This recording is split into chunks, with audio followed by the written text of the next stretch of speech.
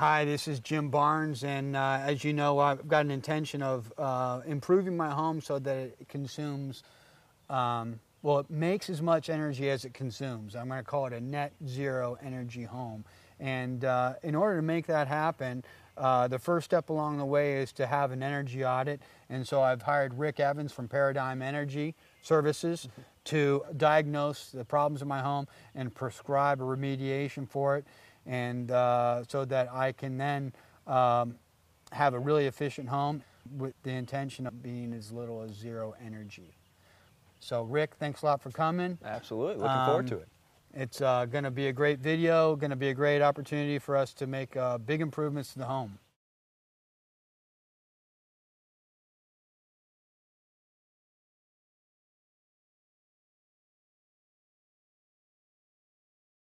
When we were looking at these walls earlier, we basically found out that there was only the foam on the exterior underneath the siding. Yep. And then when we drilled a couple holes, we found out there wasn't any insulation in most of the exterior walls. Yep. And so I'm definitely going to recommend blowing cellulose into those walls. That happens from the exterior. We're not going to really have to do much in the interior at all. You won't have to do anything with, you know, finishing anything. It'll be all from the exterior. Yeah. So basically they'll take off strips of siding, drill some holes, high density, high pack cellulose.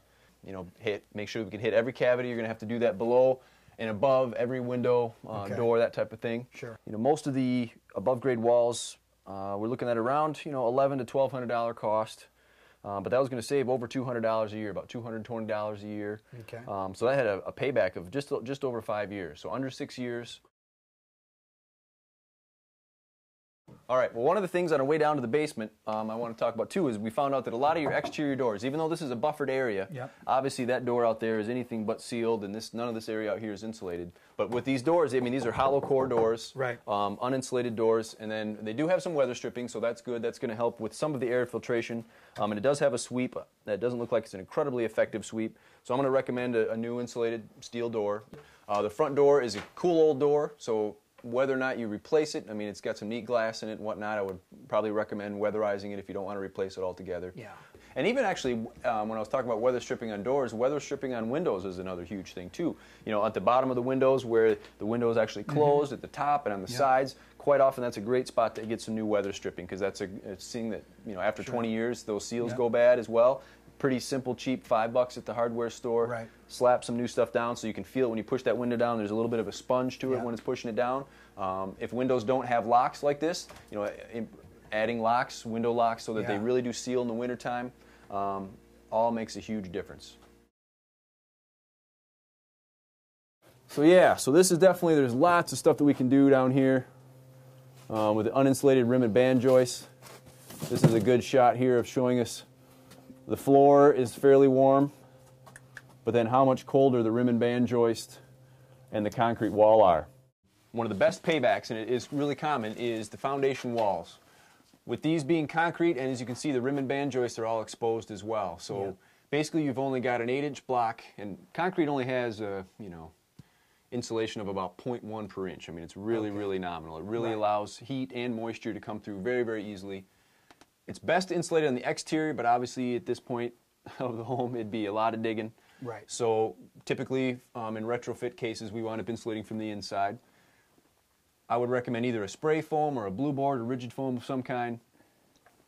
Take it down to at least to the, if possible, to the frost line. But if not, obviously in these particular cases, there's only a couple feet exposed. I would definitely at least hit that, and it would make a tremendous difference. Okay. The spray foams work really well for that. Often too, because it's really tricky in this kind of an area where it's a crawl space, to be able to actually get into these areas to put blocks of foam or something can be really tedious for an installer, where if you got one guy with his rig and he can be climbing through and just spraying it up, it's a great insulator. It has one of the highest R values of any insulation per inch, plus it air seals as it goes. So that's why it winds up being a premium product for this. So that'll make a huge difference. And this says, you know, we're thinking that'd be around $500, usually $500 to $600 for most homes. It's a few bucks a linear foot for your rim and band joist area. This is going to save basically almost $200 a year that would save you in your heating costs. So that's under 3 years, about 2.5 years to pay for that. Cool. So that would be really quick turnaround. And again, you know, I can see the rafters and the ceiling, so I know, or I'm assuming that if they're buried, they're not buried very deep.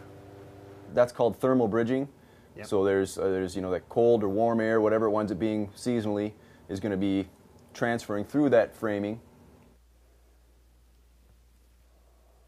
How many inches was that? It's about 5. 4 to 5. So is that like so that's an R, R19? let's see, cellulose has an R value usually around 3.5 per inch. And this is pretty loose and kind of lumpy, and so, that's probably, R15-ish, something like that. So got a long ways to go. One of the things I noticed right away is, there's definitely some ridge cap vent in here, but there aren't any real soffit vents. There are some, but some of them are blocked off. Mm-hmm. So the whole venting thing is going to be real key. And another thing I'd like, same thing, like let's follow. That electric? Yeah, see where that goes through. See, okay, there's a good example. See how dirty that fiberglass is? Mm-hmm. That's just from airflow coming through that little tiny hole around that plug. Yeah. So yeah, again, just following all these little wires, everything, and sealing them up, Mm-hmm. All right, so then a little bit more about the sealing that we talked about earlier. Basically, with once we get everything prepped and sealed off, was really once the cost of the cellulose, we're looking at only about between $600 and $1,000 basically for cellulose.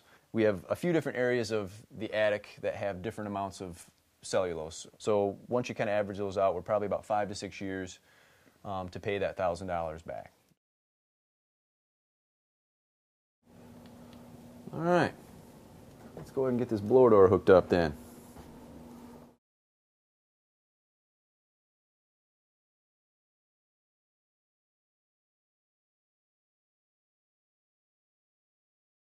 We depressurize the house to 50 pascals, basically sucking a bunch of air out of the home to a known pressure. The meter that I'll show you here in a minute also then gives me a reading of how many cubic feet per minute are actually leaving the house under that known pressure. We can then crunch some numbers to find out how leaky the home is compared to other homes its size, and then also how many air exchanges per hour we've got in the home. We need to have the homes breathe to a certain degree and have so many air exchanges per hour. Basically 0.35 air exchanges per hour is the kind of industry standard to make sure that we've got enough air to fuel our combustion appliances and enough fresh air intake for our little oxygen-loving cells. So on the left side of this meter here, it basically is showing us our pressure. Then the right side is going to wind up showing us then our cubic feet per minute of volume leaving the home. So as this thing kind of gets ramped up here, as long as it stays in the door, which it is. All right, so we're at about minus 50 pascals, and we're at about 2,650 cubic feet per minute, which is almost double of what it could be. As far usually around 1,300 to 1,400 is what most homes we like to see them at of this size. So we'll be able to cut that number in half before we have to worry about the house being too tight. And even if we go more than that, then we can wind up adding mechanical ventilation and whatnot at that point if we want to. But this gives us a baseline to kind of start with.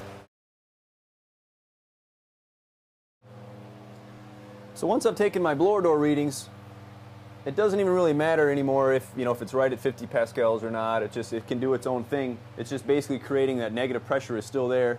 So I'm going to go back to these same areas I looked at. Some of them are going to show up the same, but you start seeing actually like those little swales that you can kind of see up there. That's actually indicating to me that there's some airflow in that cavity. See how above that trim there, how it looks like a bunch of little flames, little blue flames. That's basically cold outside air coming up. So yeah, stuff around this trim here is real exasperated here, where you can see the same kind of thing above that door trim. You can see those little fingers of air coming in there. Real common. So that'll be an easy fix. Just basically we'll probably wind up, popping this trim off, caulking. Mm-hmm.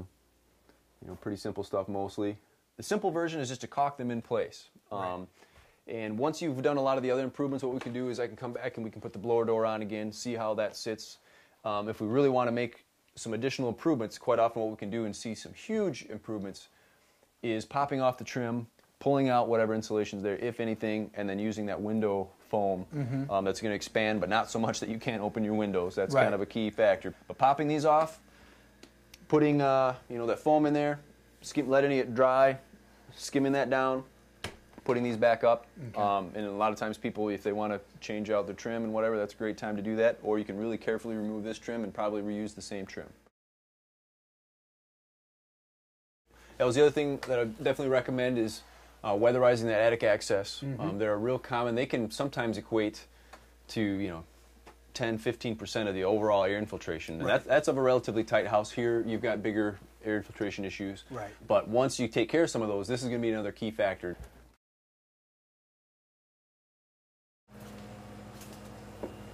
Oh yeah. So, holy mackerel. There's some serious airflow coming out of this thing. Wow. So here's your biggest, weakest link of your whole house so far, buddy. Yeah, so looking at that is definitely a... It's just the entire thing. Is yeah, that whole thing there. Sieve. Yeah. So again, even though this is an interior wall, we're still getting that same air infiltration going on, which is real common, especially in older homes, where you've got, like, there's a real big spot that kind of comes down into the wall cavity, which is real common. The tops of these walls are essentially open to a certain degree up into the attic space. Yeah. So even though there's paneling on this side and on this side, there's air cavities that get into that from the top that allow that airflow right through the ceiling insulation, attic insulation down into these wall cavities. Yeah, so there we are right there. There's a little piece of plastic covering it, but that opens up right down into that wall. Okay. And so I could reach my hand right down in there.